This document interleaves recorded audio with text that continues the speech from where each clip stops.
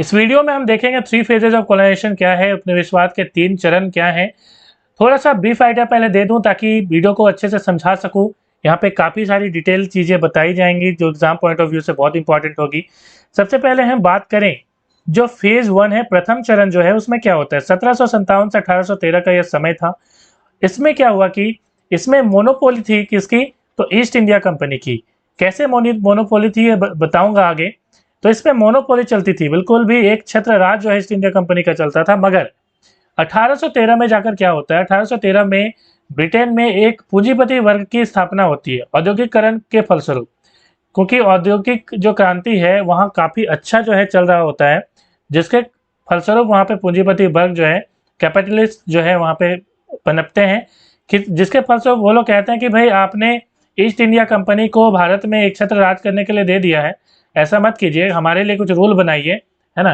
तो इस तरह से ब्रिटिश सरकार पे दबाव डालती है, जिसके फलस्वरूप 1813 का चार्टर एक्ट आता है। 1813 में एक चार्टर एक्ट आता है और इस चार्टर एक्ट के तहत क्या होता है कि ईस्ट इंडिया कंपनी की जो मोनोपोली है वो खत्म कर दी जाती है। अब मोनोपोली मैं क्यों कर रहा हूँ हम समझेंगे आगे। फेज 3 में क्या होता है कि 1860 से 1947 तक का जो फेज है उसे हम फेज 3 तृतीय चरण कहेंगे। इसमें क्या होगा कि बैंकिंग सेक्टर काफ़ी इंप्रूव होता है। यहाँ पे जो रेलवे है, रेलवे में बहुत ज़्यादा इन्वेस्टमेंट, फॉरेन इन्वेस्टमेंट हम जिसे कहेंगे, अभी जैसे होता है ना एफडीआई, उस तरह की जो फॉरेन इन्वेस्टमेंट है वो इस टाइम में चलाई जाती है। और भी कई सारी चीज़ें होती हैं, हम उसको आगे समझेंगे। सबसे पहले स्टार्ट करें, हम थोड़ा बैकग्राउंड में चले तो हम जानते हैं कि क्वीन एलिजाबेथ वन ने 1600 में क्या है, 1600 चार्टर एक्ट, 1600 में एक चार्टर एक्ट बनाया था। और इस एक्ट के तहत क्या हुआ था कि ईस्ट इंडिया कंपनी को, ईस्ट इंडिया कंपनी ईआईसी, इसे क्या कहा था कि भाई जा बच्चे जी ले अपनी ज़िंदगी। और जो पूर्वी एरिया है, मतलब हम जैसे भारत की बात करते हैं, तो कहा कि जा भारत में जाओ, यूरोप से, और हम इंग्लैंड की हम बात करें, यूरोप में और भी कंट्री है जैसे इंग्लैंड है, फ्रांस है। तो क्वीन एलिजाबेथ ने कहा कि इंग्लैंड से अब कोई भी कंपनी तुम्हारे यहाँ नहीं जाएगी, मीन्स भारत में नहीं जाएगी, तुम आराम से जाकर वहाँ पे अपना बिजनेस चलाओ। तो ये 1600 के चार्टर एक्ट में यह कहा गया था। इसका मतलब ये हुआ ईस्ट इंडिया कंपनी का एक छत्र राज जो है दे दिया गया भारत में। अब आगे चलते हैं। फेज 1 की हम यदि बात करें आगे, तो इसे हम कहते हैं पीरियड ऑफ मर्चेंट कैपिटल, क्योंकि ये मर्चेंट कैपिटल, मर्चेंट के रूप में ही यहाँ पे अंग्रेज जो है ईस्ट इंडिया कंपनी आई थी। और पहले ये क्या करते थे जानते हैं, ये लोग पहले क्या करते थे कि झुंड में आते थे, ठीक है, और झुंड में कुछ जो है बिजनेसमैन आते थे ईस्ट इंडिया कंपनी के, और वो यहाँ पे व्यापार करते थे, कुछ खरीद लिए, मसाला समथिंग कुछ भी खरीदा, और जो भी फायदा होता था वो जाके इंग्लैंड में ले जाते थे, उसे इंग्लैंड में जाके बेच देते थे, और जो भी फायदा होता था वो आपस में बांट लेते थे। तो ये प्रक्रिया पहले होती थी, तो इसे हम व्यापारी पूंजी कहते हैं। इसमें कृषक वर्ग की बदहाली हो गई। अब क्यों हुई हम आगे समझेंगे। उपनिवेशवाद के प्रथम चरण में अंग्रेज भारत में एक छत्र जो है राज करना चाहती थी, जैसा कि मैंने कहा, क्योंकि 1600 के चार्टर एक्ट में उन्हें ऐसे ही पावर मिली हुई थी। तो एक छत्र जो है राज करना चाहती थी, मगर भारतीय व्यापारियों और राजा महा, देखिए अब 1600 का जो चार्टर एक्ट है उसमें ये तो कह दिया गया कि इंग्लैंड से कोई जो है कंपनी नहीं आएगी भारत, मगर ये नहीं कहा गया था कि इंग्लैंड, भारत में जो राजा महाराजा थे या भारत में जो व्यापारी थे उनसे तो ये टक्कर मिल रहा था इन्हें, ईस्ट इंडिया कंपनी को, क्योंकि उस टाइम में हमारे भारत की स्थिति बहुत ही अच्छी थी। प्रथम चरण में हम जब बात करें 1757 से 1813 के बीच बहुत ही अच्छी स्थिति थी भारत की, और भारत के व्यापारी बहुत ही अच्छे थे, और यहाँ की जो कपड़े थे वो वर्ल्ड में फेमस थे, यहाँ के कपड़े मसाले जो है बेचे जाते थे। अब इससे टक्कर मिला ईस्ट इंडिया कंपनी को। अब ईस्ट इंडिया कंपनी करे तो करे क्या, इसके लिए क्या किया कि साम दाम दंडभेद की कूटनीति की नीति अपनाई। और जिसे हम कहते हैं, हमारे भारत में भी हम जानते हैं कि कई सारे ऐसे लोग हैं जो बिल्कुल लोभी हैं, और उसी लोभ के चक्कर में आपको पता है कि यहाँ पे फूट डालो राज करो की नीति अपनाई गई। और इसके तहत क्या हुआ, देखिए कि 1757 में प्लासी का युद्ध हुआ, नवाब सिराजुद्दौला को हरा दिया गया। हराने के बाद 1764 में और एक युद्ध हुआ जिसे कहते हैं बक्सर का युद्ध। इसके बारे में डिटेल वीडियो मैंने बनाई, लिंक दे दूंगा डिस्क्रिप्शन में। तो 1764 में बक्सर का युद्ध होता है। उसके बाद इसी के फलस्वरूप इलाहाबाद की संधि होती है, जिसके तहत जो है इलाहाबाद का जो एरिया है, यूपी का जो एरिया, अवध का जो एरिया है, वो अंग्रेजों को गिफ्ट कर दी जाती है। उसके बाद क्या होता है कि 1765 में बंगाल की दीवानी जो है अंग्रेजों को मिल जाती है, इसी 1764 के बक्सर के युद्ध के फलस्वरूप। अब इसका मतलब बंगाल की दीवानी का मतलब क्या हुआ? बंगाल की दीवानी का मतलब हुआ कि यहाँ पे बंगाल में अब जो है अंग्रेज क्या कर सकते थे, रेवेन्यू कलेक्शन कर सकते थे, टैक्स ले सकते थे लोगों से, है ना। तो ये चीजें यहाँ पे प्रारंभ हो गई। अब यहाँ से फायदा ये हुआ कि अंग्रेजों को यहाँ पे पैसे मिलने लगे। मगर आप देखेंगे 1765 के पहले अंग्रेजों के पास कुछ था नहीं। वो इस तरह से सिल्वर और गोल्ड लेके आते थे और वो सामान खरीदते थे यहाँ पे, ठीक है। यहाँ पे सामान वो खरीदते थे, सामान बेच नहीं पाते थे। नहीं बेच पाने का कारण ये था कि अंग्रेज ऐसी चीजें कुछ बनाते नहीं थे, जो अंग्रेज ऐसी चीजें नहीं बनाते थे जो भारतीयों के लिए सुटेबल हो। भारतीय उससे कोई मतलब ही नहीं था, क्योंकि वहाँ यहाँ पे वैसा कल्चर नहीं था। तो जिसके फलस्वरूप जो है अंग्रेज सिर्फ यहाँ से खरीदते थे सामान, और गोल्ड और सिल्वर का प्रयोग करते थे खरीदने के लिए, और वापस वो इंग्लैंड में जाकर बेचते थे। तो इससे अंग्रेज की सरकार भी जो है, ब्रिटिश सरकार भी काफ़ी परेशान हुई कि जो है हमारा जो खजाना है, जो सिल्वर है, गोल्ड है, खाली हो जाएगा। तो चूंकि 1757 में प्लासी का युद्ध के पश्चात 1765 में जो दीवानी प्राप्त हुई, इससे अंग्रेज को एक बैकअप मिला, है ना। और यहाँ से जो है स्थिति बहुत ही खतरनाक हो गई, और यहाँ से रेवेन्यू जो कलेक्शन होता था वो पूरा का पूरा इंग्लैंड भेज दिया जाता था, और जो भी बचता था रेवेन्यू और उसे जो है इंग्लैंड, यहाँ पे ईस्ट इंडिया कंपनी क्या करती थी कि यहाँ के जो सैनिक हैं, सैनिक को बढ़ाने के लिए, किलाबंदी करने के लिए करती थी। अब आगे चलते हैं। अब आगे क्या होता है देखिए, ईस्ट इंडिया कंपनी ने भारतीयों को जमकर लूटा, और यहाँ की जो काफी कम कीमत पर जो है सामान वो खरीद लेती थी और इंग्लैंड भेज देती थी। और इंग्लैंड के पास, जैसा कि मैंने कहा, कि कुछ भी ऐसा नहीं था कि वो भारत में बेच सकती थी, ये भी मैंने कहा, क्योंकि भारत एक समृद्ध देश था, ये भी कारण है। अब यहाँ पे एक बहुत ही इंपॉर्टेंट फिनोमिना होती है, और उसे हम कहते हैं 1773 की रेगुलेटिंग एक्ट। इसके तहत क्या होता है देखिए, कि इसके तहत ईस्ट इंडिया कंपनी को जो है वो राजनीतिक पावर, पॉलिटिकल जो पावर है वो मिल जाती है इसी के तहत, ठीक है। तो पॉलिटिकल पावर के तहत जो है सपोर्ट मिल जाता है ब्रिटेन गवर्नमेंट का। और क्या किया जाता है देखिए यहाँ पे, कि बंगाल में गवर्नर हुआ करता था, बंगाल का गवर्नर। अब बंगाल का गवर्नर को बंगाल का गवर्नर जनरल पद जो है वो दे दिया जाता है। और इसके तहत जो है 1774 में कोलकाता में उच्चतम न्यायालय की भी स्थापना होती है इसी रेगुलेटिंग एक्ट के तहत। इससे फायदा ये मिलता है कि अब जो है आपके पास लीगल राइट भी है, ठीक है। न्यायालय आपने बना दिया, तो ये चीजें हुई। कहीं पे कुछ भी प्रॉब्लम आएगी जो है कोर्ट में जाएगा, तो इस तरह की जो है यहाँ पे स्टार्ट हुई। अब आगे ये भी होता है कि 1793 में बंगाल में स्थायी बंदोबस्त लागू होता है। और इससे आपको पता है कि इसके तहत क्या होता है कि मान लीजिए एक जमीन है, ठीक है, आपके पास जो है 2 एकड़ जमीन है, मगर आप क्या कर रहे हैं कि 1 एकड़ में खेती कर रहे हैं। तो मुगल के काल में क्या था, आप 1 एकड़ में टैक्स देते थे। मगर यहाँ पे 1793 में जो कानून पास करा अंग्रेजों ने, उसके तहत यदि आपके पास 2 एकड़ जमीन है, आप एक भी यहाँ पे जीरो आप कर रहे हैं, मतलब कि आप इसमें खेती नहीं कर रहे हैं, तो भी आपको यहाँ पे टैक्स देना ही पड़ेगा। तो इससे क्या हुआ कि किसानों की स्थिति बहुत ही बदतर हो गई। मान लीजिए कोई ऐसा जमीन है जो बंजर है, मतलब कि वहां पे उगा ही नहीं सकते, वहां पे भी टैक्स ये लोग ले लेते थे। तो इस तरह से किसानों की स्थिति बहुत ही खराब हो गई प्रथम चरण में। और यहाँ पे शिल्पकार जो थे, मतलब कि जो बहुत तरह के जो है चीजें बनाते थे, सुंदर सुंदर चीजें जो विश्व विख्यात थी, ठीक है, उनको भी काफी जो है चोट मिली यहाँ पे, और काफी कम कीमत पर। चूंकि इनके पास पॉलिटिकल पावर था, जैसा कि मैंने कहा 1773 का रेगुलेटिंग एक्ट, तो पॉलिटिकल पावर आ गया। तो इस तरह से जो है काफी कम कीमत पर ये खरीदने लगे, और विदेशों में जाकर इन्हें अच्छी कीमत पर बेच देते थे। तो इस तरह से शिल्प जो कार्य है वो भी उद्योग यहाँ से धीरे धीरे खत्म हो, हालांकि खत्म नहीं हुए थे, प्रथम चरण में अभी भी शिल्प उद्योग अच्छी अवस्था में थे।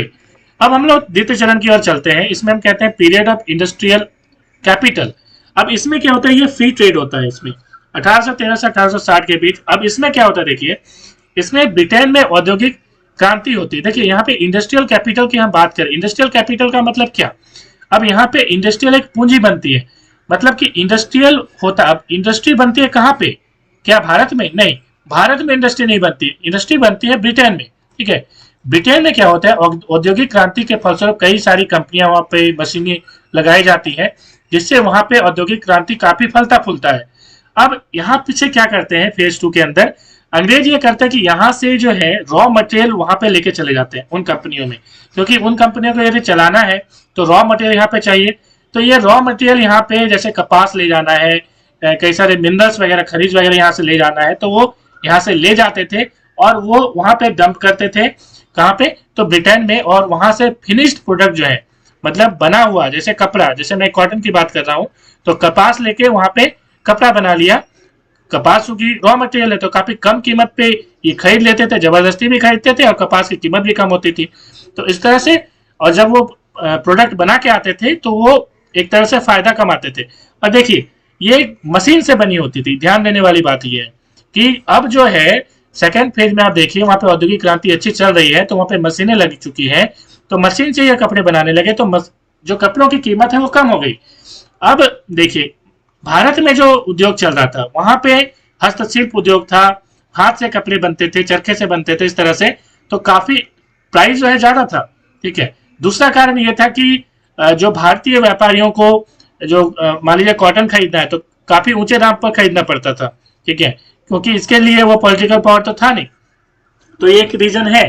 ठीक है, तो इस तरह से हमने ये समझा कि यहाँ पे भारत में जो भारतीय व्यापारी हैं उनके जो बनाए गए कपड़े हैं या कुछ भी है वो महंगे थे, जबकि ब्रिटेन से जो कपड़े आते थे या कुछ भी प्रोडक्ट आता था वो अपेक्षाकृत सस्ते होते थे। जिसलिए भारतीय क्या करने लगे कि सस्ते कपड़े खरीदने लगे या सस्ती चीजें खरीदने लगे। इसका मतलब ये हो गया कि अब जो है फेवरेबल हो गया किसके लिए, अब अंग्रेजों के लिए फेवरेबल हो गया। मगर मैंने देखा कि पहले चरण में ऐसा कोई प्रोडक्ट ही नहीं बनाते थे वो लोग कि वो भारत में बेच सके। तो इस तरह से अब जो है ज्यादा रेवेन्यू मिलने लगा। और जो मैंने कहा कि हस्तशिल्प उद्योग जो है या भारतीय जो व्यापारी है उसकी जो स्थिति है वो बहुत ही दयनीय हो गई। ये चीजें आप समझ रहे हैं।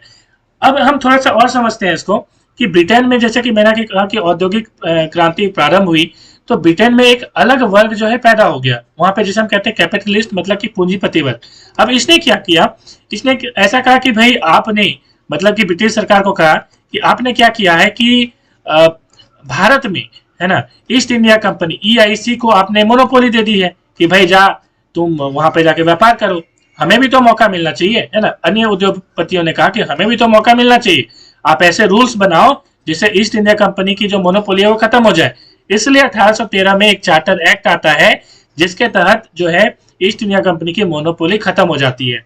तो इस तरह से हमने देखा कि फेज 2 में ईस्ट इंडिया कंपनी की मोनोपोली जो है वो खत्म हो जाएगी और अलग अलग कंपनियां यहाँ पे प्रवेश करेंगी। अब आगे हम देखेंगे कि ये जो फेज है सेकंड फेज, इसका दो भूमिका है, एक तो विनाशकारी भूमिका, एक विकासात्मक प्रभाव। दोनों को हम थोड़ा स्टडी करते हैं। सबसे पहले मेरी विनाशकारी भूमिका की हम बात करें तो यहाँ पे हम देखें कि यहाँ पे जो स्थिति है प्रथम फेज में, ठीक है, जो हमारे व्यापारी हैं, भारतीय व्यापारी, उसकी स्थिति उतनी खराब नहीं थी, मगर सेकंड फेज में इसकी स्थिति बहुत ही खराब हो गई।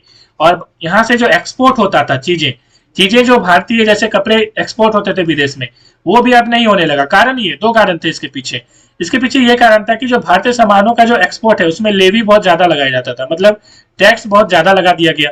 अब जैसे आप टैक्स लगाओगे तो वो चीजें महंगी हो जाएंगी, तो जैसे भी आप बाहर में बेचोगे तो महंगी हो जाएगी, और औद्योगिक क्रांति चल रही है तो आपका कपड़ा या आपका जो सामान है कौन खरीदेगा। इस तरह से जो है भारतीय चीजें धीरे धीरे खत्म होने लगी, एक्सपोर्ट कम हो गया, मतलब कि भारतीय व्यापारियों का। मगर जैसा कि मैंने कहा कि अंग्रेजों ने क्या किया कि यहाँ से रॉ मटेरियल जो है लेना प्रारंभ कर दिया।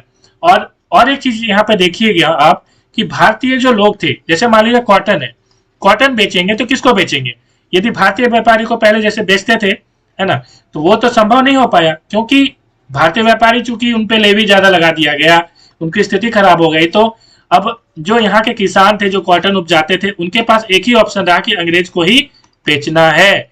ये भी एक कंडीशन था यहाँ पे सेकंड फेज में। तो इस तरह से इन किसानों की भी स्थिति खराब हो गई, व्यापारियों की स्थिति भी खराब हो गई। हम लोग बढ़ते हैं विकासात्मक प्रभाव की ओर। हानिकारक प्रभाव तो हमने देख लिए।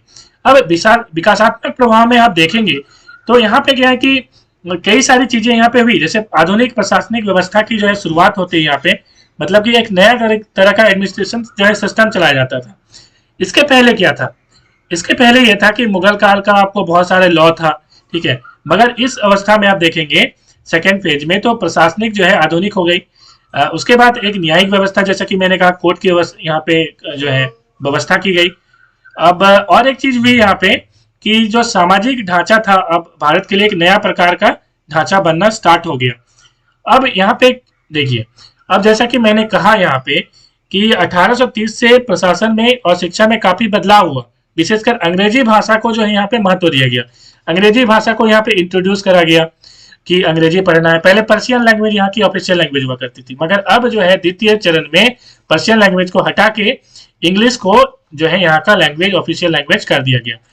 इससे क्या हुआ कि लोग पढ़े लिखे होने लगे, अंग्रेजी भाषा की तरफ जो है रुझान बढ़ा, एक नया वर्ग का जो है पढ़ा लिखा वर्ग जिसे हम कहते हैं वो भी यहाँ पे पनपने लगा, और उनकी जो है एक तरह से वफादारी जो है अंग्रेजों की तरफ से बढ़ी, अंग्रेजों की तरफ बढ़ी। मतलब कि वो लोग सोचने लगे कि अंग्रेज बहुत ही अच्छे हैं, बहुत पढ़े लिखे हैं, हमारे लिए बहुत अच्छी चीजें कर रहे हैं। इनमें एक मैं गांधी जी का एग्जाम्पल भी देना चाहूंगा। पहले गांधी जी को लगता था कि आपको पता है कि वो काफी बिल्कुल होटलों में जाते थे, रेस्टोरेंट में जाते थे, मगर जब उन्हें आपको पता है कि ट्रेन में जब साउथ अफ्रीका वो जा रहे थे तो ट्रेन से जब उन्हें निकाल दिया गया धक्के मारकर, तो उस समय जो है गांधी जी में परिवर्तन जो है काफी देखने को मिला। तो मैं एक एग्जाम्पल यहाँ पे बता रहा हूँ कि ये जो चरण था इसमें एक अलग ही वर्ग जो है पैदा हुआ, जिसमें जिसे हम पढ़े लिखे वर्ग कहते हैं, जो अंग्रेजों की तरफ एक तरह से वफादार था। हालांकि आगे चीजें बदली, अंग्रेजों को लगता था, इसलिए अंग्रेजों ने ऐसा किया भी था, ठीक है, जब मैकाले की शिक्षा पद्धति करते थे। मगर आगे आगे चलकर धीरे धीरे चीजें बदली और लोग समझ गए, यहाँ पे पढ़े लिखे लोग, जब उन्होंने देखा कि 1789 के अंदर आपको पता है कि फ्रांस की क्रांति हुई है ना, तो इसके फलस्वरूप क्या लोगों में पुनर्जागरण आया, जागरण आया कि नहीं अब हमें भी क्रांति करनी चाहिए। आगे हम लोग बात करेंगे। दूसरा जो सबसे महत्वपूर्ण विकास था वो रेलवे था। रेलवे यहाँ पे बनना स्टार्ट कर दिया 1934 के अंदर, तो ये चीजें हुई। तो एक चीज आप देख सकते हो कि यहाँ से एक जगह से दूसरा जगह सामान पहुंचाना तो आराम से पहुंच जाता था। तीसरा जो महत्वपूर्ण परिवर्तन था वो था आधुनिक सिंचाई या नेटवर्क का विकास, ठीक है, आधुनिक जो ये है वो काफी विकसित यहाँ पे हुआ। अब यहाँ पे निष्कर्ष क्या निकलता है? निष्कर्ष ये निकलता है द्वितीय चरण में कि भारतीय उद्योग धंधे की स्थिति खराब हो गई, किसानों की स्थिति खराब हो गई, और ब्रिटिश उद्योग धंधे जो है स्थिति बहुत अच्छी होने लगी। यहाँ से रॉ मटेरियल जो है एक्सपोर्ट होना स्टार्ट हो गया। चलो आगे बढ़ते हैं हम लोग फेज 3। फेज 3 में क्या हुआ देखिए कि इसे हम कहते हैं पीरियड ऑफ फाइनेंस कैपिटल। इसमें क्या हुआ? फाइनेंस कैपिटल का मतलब हुआ इसे हम साम्राज्यवाद या औद्योगिकरण भी कहते हैं। इसमें उद्योग धंधे काफी बढ़े। सेकंड फेज में आपने देखा कि उद्योग धंधे कहाँ पे बढ़े? इंग्लैंड में बढ़े सेकंड फेज में, हमारे भारत में नहीं, है ना, यहाँ से रॉ मटेरियल वो ले जाते थे। मगर थर्ड फेज में आप देखेंगे कि यहाँ पे अब फैक्ट्री लगना स्टार्ट कर दिया। कैसे? तो यहाँ पे फॉरेन इन्वेस्टमेंट जो है, फॉरेन, ठीक है, फॉरेन इन्वेस्टमेंट को यूज किया गया।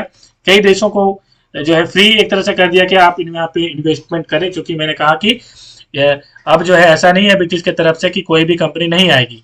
तो बहुत सारी कंपनी जैसे जापान और अमेरिका की स्थिति जो है बहुत अच्छी हो गई, क्योंकि औद्योगिक क्रांति वहां पे बहुत फैल चुकी थी, तो उन्होंने भी यहाँ पे इन्वेस्टमेंट किया। बैंकिंग प्रणाली काफी अच्छी हो गई, लोन मिलने लग गए, तो अच्छे तरह से जो है यहाँ से लोन जब मिलेगा वो पता है तो काफी अच्छी तरह से कंपनियां जो एस्टेब्लिश होंगी, कंपनियां यहाँ पे धीरे धीरे एस्टेब्लिश होने लगी।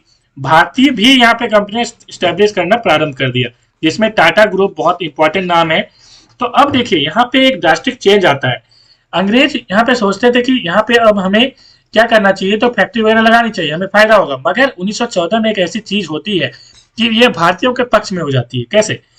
1914 में आप देखेंगे तो प्रथम विश्व युद्ध की स्टार्ट हो जाती है। इसके पीछे कारण यही है कि ये जो गुट है, जैसा कि मैंने कहा कि जापान है, अमेरिका है, यहाँ पे ब्रिटेन आ गया, फ्रांस आ गया, ये आपस में प्रतिस्पर्धा करने लगे कि हम यहाँ पे कॉलोनी बनाएंगे, जैसे भारत में है ना कॉलोनी बनाएंगे, हम अफ्रीका में कॉलोनी बनाएंगे। क्यों?